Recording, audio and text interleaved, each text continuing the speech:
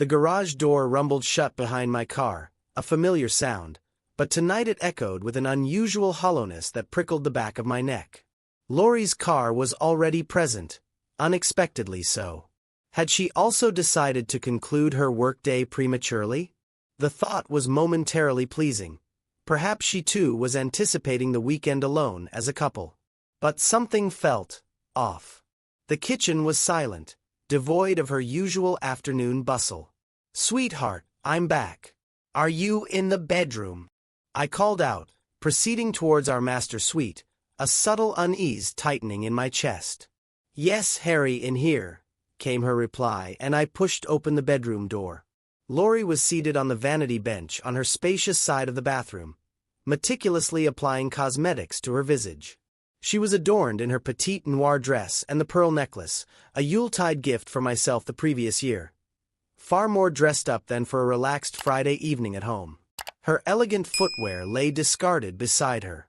My gaze then fell upon an open overnight valise upon the adjacent bench, revealing delicate undergarments and more relaxed attire spilling alongside neatly folded garments. A prickle of premonition turned to ice. Oh, confound it, Laurie. It completely escaped my memory that we had weekend plans. A momentary lapse of cognition, I told myself, attempting to quell the unease. Where are we headed? I can make ready with dispatch. Laurie paused in her cosmetic application, her reflection meeting my gaze in the mirror, and a carefully neutral expression settled on her face. "Harry," she began, her voice betraying a hint of rehearsed script, "I regret to inform you, but there's been an oversight in communication. I have a rendezvous for the weekend. I hadn't anticipated your return for at least another 60 minutes. Frankly, I wish to defer this conversation until moments before my departure. I anticipate your displeasure and resistance, and I genuinely wish to circumvent conflict." The hollowness in the garage now resonated within me, a vast, echoing emptiness blooming in the pit of my stomach. What? A rendezvous with another gentleman? My voice, strained and incredulous, barely registered as my own. "Are you in your senses? I have no recollection of us consenting to an arrangement of marital openness. For 20 years, Harrison Davies, accountant, husband, father, had believed his life to be a predictable equation.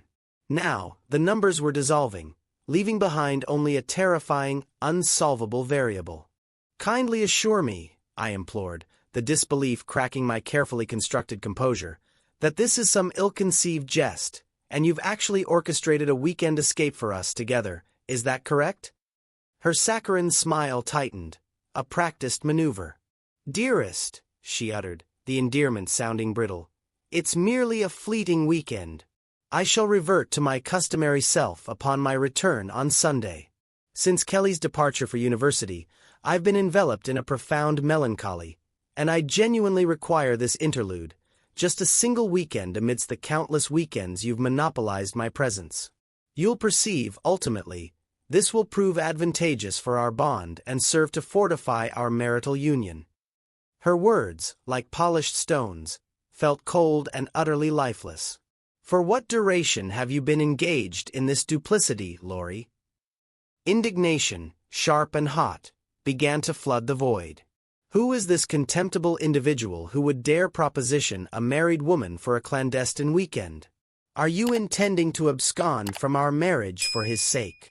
"Absurd notion," she retorted, attempting a light-hearted tone, but her eyes flickered away from mine. "My affection resides solely with you. His identity is inconsequential, hence I shall withhold it from you. An arranged conveyance will collect and return me, thus precluding any visual encounter on your part. We have partaken in luncheon on a few occasions, yet I have not betrayed our vows with him, nor do I contemplate abandoning you for his companionship. I anticipated your perturbation, and sought to avoid precisely this distress, alongside the notion of clandestine infidelity. I entertain serious reservations about future encounters subsequent to this weekend. This is simply an imperative for my personal well-being, Harry. This gentleman perceives me as alluring, vocalizes my beauty, and desires my presence despite my being nearly a decade his senior.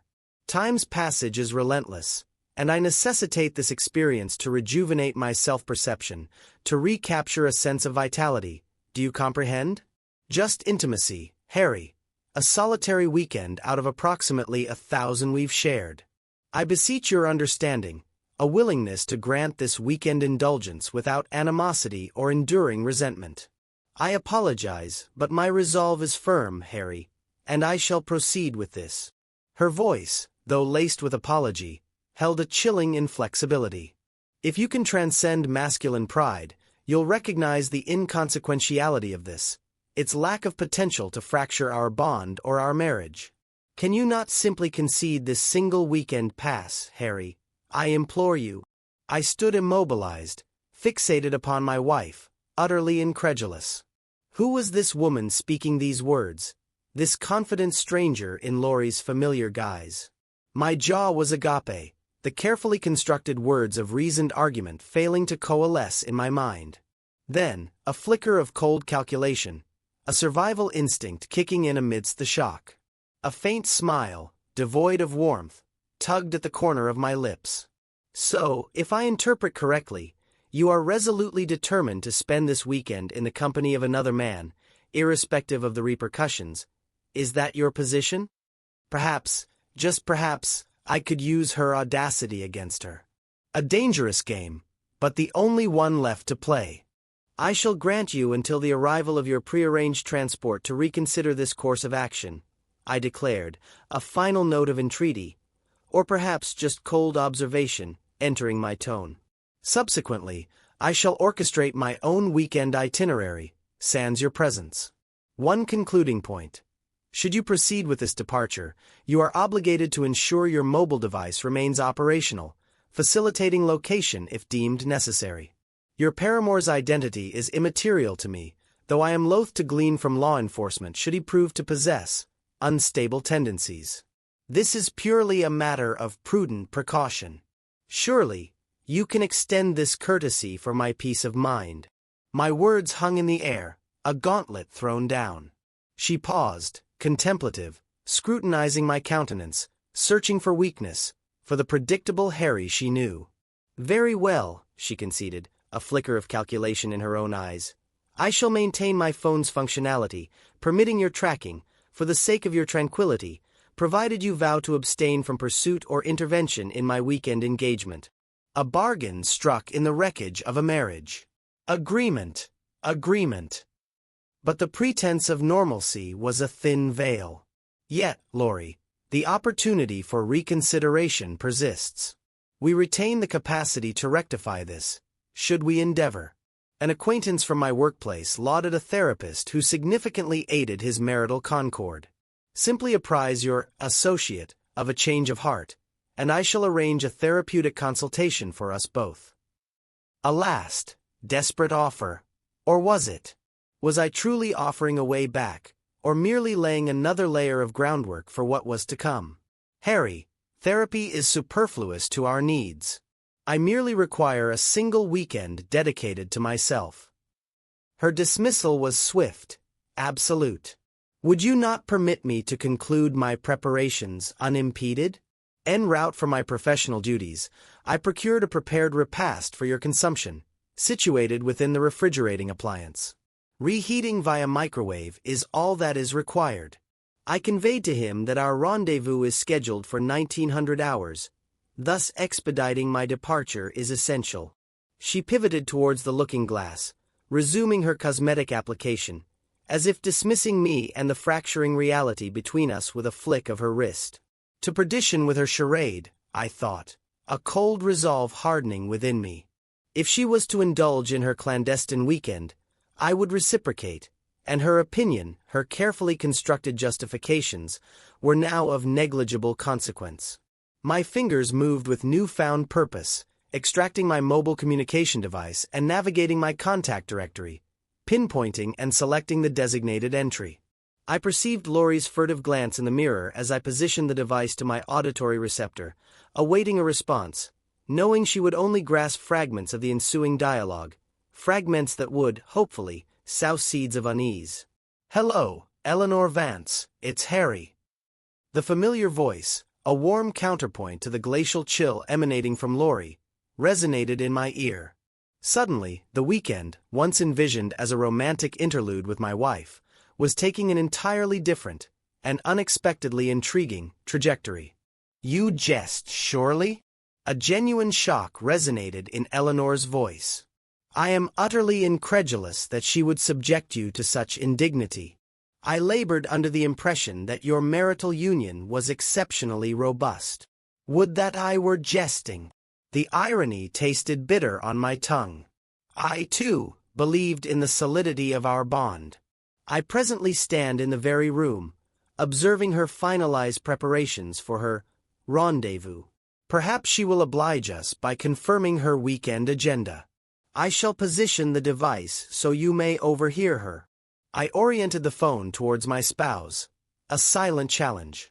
"Lori, would you be so kind as to affirm your intention to engage in intimacy with another man this weekend?" Ms. Eleanor Vance here finds herself somewhat skeptical. My vocal projection, carefully calibrated, carried across the room.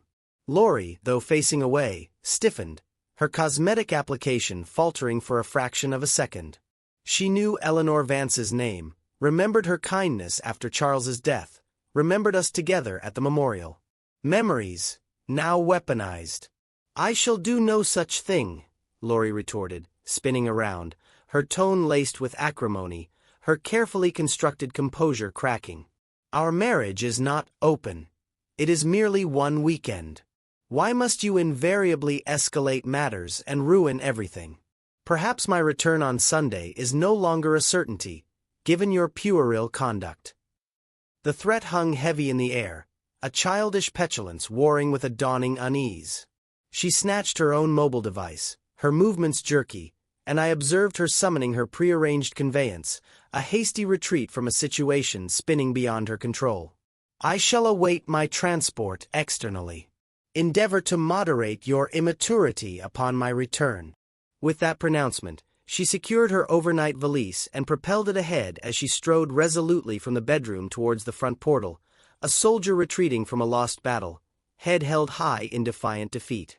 Repositioning the phone to my ear, the silence in the bedroom suddenly deafening. "Did you apprehend that?" "Indeed I did. I am genuinely astonished by her actions." Eleanor's voice was quiet, thoughtful. "Is she embroiled in an extramarital affair? Are you acquainted with this gentleman?" The questions hung in the air, mirroring the turmoil within me. "No," I answered, the single word heavy with the weight of unanswered questions and a future irrevocably altered. "The identity of this scoundrel remains unknown to me." But perhaps, I thought, it wouldn't remain so for long. She demurred from divulging his appellation, though she did concede he was encumbered by matrimony and paternal responsibilities. My voice, though calm, held an undercurrent of steel. "Her assertion is that this is not an ongoing affair, merely a singular weekend interlude, but my capacity for credence in her pronouncements is, shall we say, attenuated at this juncture. Heavens, Harry, I am utterly aghast at this unfolding scenario." Eleanor's voice was laced with concern, genuine and immediate. "Did you initiate contact merely to apprise me of her audacious conduct, or is there any manner in which I might be of assistance?" A loaded question, pregnant with unspoken history. "Well," I began, a slow exhale, recalling our parting discourse, "I pledged to apprise you should my marital status ever be in flux, and I am merely honoring that commitment. Remaining wedded to Lori post this egregious performance is simply untenable." The words hung between us, a declaration of intent, and something more, something unspoken yet undeniably present. "Seriously?" Eleanor breathed, a note of incredulity and something else. "Hope? Incredible. Harry. I am flattered." A pause then, a hesitant confession. "Owen Vance is currently in the care of John's progenitors for the weekend, and I had scheduled an evening engagement for this evening." A polite decline, I assumed, and rightfully so. "Oh, Eleanor Vance, my deepest apologies." Disappointment, sharp and swift, pierced through the turmoil. Engrossed as I am in my personal turmoil, I neglected to consider that a woman of your allure would likely have social engagements planned for the weekend. Indeed, I was unaware you were presently in a romantic entanglement. I am genuinely pleased for you, Eleanor Vance. I shall release you to your plans. Politeness again, a shield against raw emotion. No, Harry, your interpretation is erroneous. Her denial was immediate, almost breathless. I was involved in a relationship for approximately a year's duration, which concluded several months prior. He expressed matrimonial aspirations, but I terminated the connection as the requisite spark was absent, and I was disinclined to enter into a binding commitment merely to alleviate solitude. Tonight's proposed encounter is a blind date orchestrated by my sister. I shall inform him that a dear friend has received distressing tidings, and I must regrettably cancel to offer support. Which, in essence, is partially truthful. I shall merely omit the detail that said, friend, is a gentleman who occasionally featured in my nocturnal reveries. The air crackled with unspoken meaning, the years dissolving in a shared breath. Remarkable, truly? My voice was barely a whisper, laced with disbelief and a burgeoning hope that felt almost reckless. Now I am rendered speechless with flattery. You would genuinely rescind your date to spend time in my company. Unequivocally, in an instant. The certainty in her voice resonated deep within me. Owen Vance and I utilized a portion of the settlement funds to procure a different residence some years hence. The scholastic institutions are demonstrably superior in this locale. I shall transmit my updated address via text message upon concluding this communication. Assuming you remain resident at your previous domicile, I am merely a 15-minute drive distant. 15 minutes. 15 minutes separating a past defined by duty and a future suddenly ablaze with possibility. I confirmed our continued residence and affirmed my intention to collect her within the hour. The line disconnected.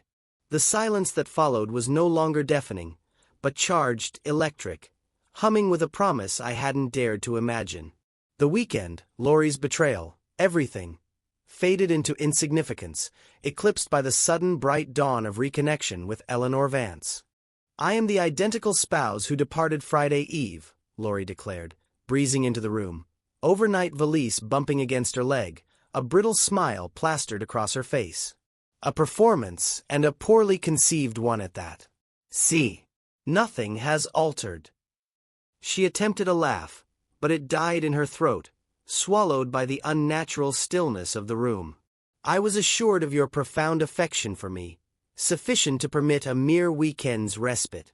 Know that I intend to compensate you handsomely for this, and you shall be the most contented husband imaginable. I have been informed that reclaiming one's spouse can be a particularly invigorating experience. A suggestive lift of her eyebrow, utterly misplaced, utterly chilling in its lack of self-awareness. If it is your inclination, I could adorn myself in something alluring, and you could reassert your marital prerogatives before Aaron's return this evening. Unbeknownst to her, my mobile device, a silent witness, was strategically positioned on the table, actively recording our exchange via video. A precaution, a necessary safeguard against future distortions, future manipulations. Laurie, I began, my tone devoid of emotion, flat and resolute. I am privy to your aversion to prophylactic measures, and I have undergone a vasectomy procedure. Thus, disabuse yourself of any notion of fabricating a narrative wherein Marcus Blackwood employed protection during your weekend's congress. You may be inclined to entrust him with your well-being, but I am decidedly not disposed to confide my health to him. The color drained from her face, the brittle confidence shattering. She had the grace to avert her gaze, her eyes fixed upon the floor, the carefully constructed facade crumbling, revealing the raw panic beneath. Abruptly, her head snapped upwards, a flicker of indignation, a last desperate attempt at defiance, in her eyes. How do you know his given name? You pledged upon your honor that you would neither pursue me nor meddle in my weekend. I did not contravene my pledge of abstention from physical pursuit. My voice remained steady, unwavering. I engaged the services of a private investigator to conduct that task on my behalf. I merely needed to furnish him with your locational coordinates. Gratitude for leaving your mobile device operational. Incidentally, his surveillance commenced on Saturday, given the impromptu nature of your pronouncement Friday evening. The expedited nature of your tryst necessitated premium compensation for his services, but it proved a worthwhile expenditure, if solely for procuring the reaction of Marcus Blackwood's spouse upon being apprised of her husband's weekend avocations. Were you aware that Marcus Blackwood's spouse's paternal figure is the proprietor of the very establishment where you and Marcus Blackwood are both gainfully employed? It would appear Marcus Blackwood's professional trajectory will encounter an abrupt and precipitous halt come Monday morning. Your workday will also be instructive, though I have entreated them not to terminate your employment, at least for the present interim. The weight of her choices crashed down on her. Lori subsided onto the sofa opposite my armchair, her posture slumped, dejection palpable, the last vestiges of defiance extinguished. "I cannot comprehend you subjecting me to this," she lamented, her voice barely audible, the pathetic whimper of a cornered animal. "That makes two of us," was my mordant rejoinder, the phrase echoing back with chilling finality. "He averred this weekend would rekindle the spark in our marriage," she murmured, her gaze fixed upon the floor, her countenance etched with despair, clinging to the wreckage of a fantasy. Such are the ramifications of heeding the counsel of one's paramour, as opposed to one's spouse. It transpires that the spark you and he ignited has merely detonated two marital unions.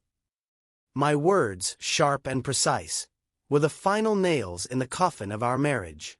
"No, no, no, no," she wailed, a rising tide of desperation in her tone, the carefully constructed world around her dissolving into dust. "I do not desire a dissolution of our marriage. I explicitly stated this weekend was a singular occurrence, non-repeatable. Marcus Blackwood and I are not engaged in an affair. I have been emotionally despondent since Kelly's departure for university. I genuinely believed this was the panacea to restore my sense of self-worth and enable me to be a superior wife for you. I undertook this for us. Can we not remediate this? Could we perhaps explore marital therapy? You mentioned an acquaintance who found a therapist beneficial," she pleaded, lifting her gaze, a flicker of fragile, desperate hope in her tear-filled eyes. A pang of something, akin to remorse, tugged at my conscience, a fleeting echo of the man I once was, before betrayal had carved him into something colder, something irrevocably changed. But the moment passed. My father's lesson, a cold, hard truth, resonated. In initiating action, control is surrendered. And Lori had initiated action.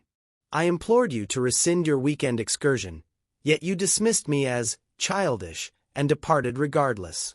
I have never experienced such profound betrayal and disrespect in my entire existence. Had you heeded my entreaties to desist, we might have pursued counseling, perhaps salvaged our marriage, and ascertained the root cause of your perceived need for a weekend tryst. Believe me, Lori, I, too, have been emotionally subdued since Kelly's university enrollment, but unlike yourself, I did not contemplate orchestrating a clandestine weekend liaison with another woman and then imposing it upon you with the abruptness and lack of consideration you displayed towards me. The sentence hung in the air, heavy, absolute, the death knell of 2 decades. The precise moment your form entered that prearranged transport, bound for that resort and the company of Marcus Blackwood, our marital union ceased to exist. You, regrettably, remained oblivious to this irrevocable fact. A deluge of tears erupted from Lori, her composure fracturing completely as she physically subsided to the floor, a broken woman amidst the ruins of her own making.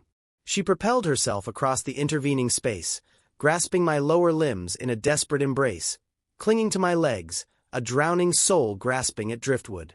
"Please, I implore you, Harry, do not abandon me." I acted with utter folly, allowing Marcus Blackwood to fill my mind with deceptive falsehoods. The intimacy experienced with him was lackluster at best. He is not even remotely comparable to you. I beseech you, we can endeavor to rehabilitate our marriage, to forge a bond even stronger than before. Please, do not forsake me. Her pleas were a litany of self-preservation, echoing in the hollow space of a love long extinguished, at least on my side. I retrieved my mobile device from its position on the table and deactivated the recording function, severing the digital witness to her unraveling. "Lori," I commenced, my tone weighted with gravity, each word a stone dropped into the abyss of our former life. "I have a confession to impart." Her tear-streaked countenance lifted from my shins, her gaze seeking mine, a flicker of fragile hope amidst the despair. "What have you done?" she queried, a tremor of apprehension, a premonition of further disaster in her voice. "Did you encounter Eleanor Vance after my departure?" A pathetic attempt at grasping for straws, for a semblance of control, of equivalence. "It is permissible, Harry," she interjected with manufactured enthusiasm, the desperation now bordering on manic. "We both availed ourselves of a weekend respite from our marriage. That renders us equitable, does it not?" Equitable. The word hung in the air, absurd, obscene in its inadequacy. "Indeed," I said, letting the false hope flicker for a fraction of a second before extinguishing it completely. "I spent the weekend in Eleanor Vance's company, but the situation possesses a degree of complexity exceeding that simplistic assessment." Her brow furrowed, confusion warring with fear. Complexity. What significance do you ascribe to that statement? I proceeded to delineate the history of my rapport with Eleanor Vance, the profound affinity that had burgeoned between us following John's tragic passing, emphasizing our mutual adherence to ethical boundaries, the absence of any emotional or physical transgression, the quiet dignity of our parting. I have maintained minimal contact with her for the preceding 5 years. We consciously severed our paths when we both recognized the inherent peril to my marital commitment. My marital vows were inviolable, my fidelity unwavering. Eleanor Vance, too, held our marital bond in reverence. Her respect for our union was such that she would never intentionally interpose herself. Yet, she did propose I contact her should my marital status ever undergo alteration. Hence, my call to her. You, in essence, discarded our marital bond with reckless abandon, dismissing my pleas to abandon your ill-conceived weekend plans. Ultimately, Eleanor Vance demonstrated a greater respect for our marriage than you yourself did. The full weight of her folly crashed down upon her, a tidal wave of self-recrimination and dawning comprehension. "Oh, heavens above! What catastrophe have I wrought?" Lori wailed, her grip on my lower legs intensifying, her face once more buried against my shins in renewed despair, the sound muffled, broken. "I am utterly unable to comprehend the enormity of this unfolding tragedy." "That makes 2 of us," I echoed, the phrase now laden with profound, devastating irony. During Eleanor Vance and my reunion this weekend, we discovered our connection is now even more intensely profound than upon our initial separation, and that we are, in essence, kindred spirits. I could perceive Lori's body convulsing with suppressed sobs, her face remaining concealed against my legs, a silent, broken testament to her self-inflicted wounds. Eleanor Vance and I would likely never have reunited, perhaps never even exchanged another word, had you not so profoundly betrayed me this weekend. However, your actions inadvertently afforded us the opportunity to reconnect, and now we harbor no desire for future separation. I shall be initiating divorce proceedings next week.